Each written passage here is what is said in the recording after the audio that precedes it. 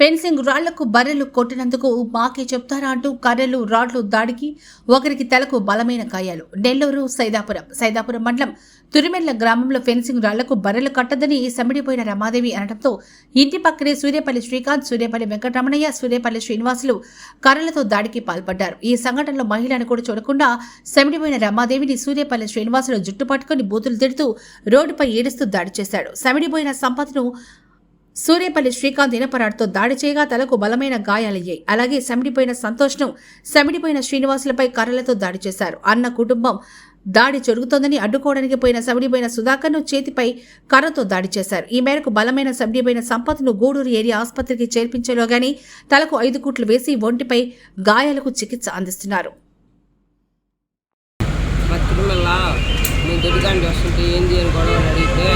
నానా బూతులు తిట్టి అడ్డం పోయిందని తలబాగలు పెట్టారు.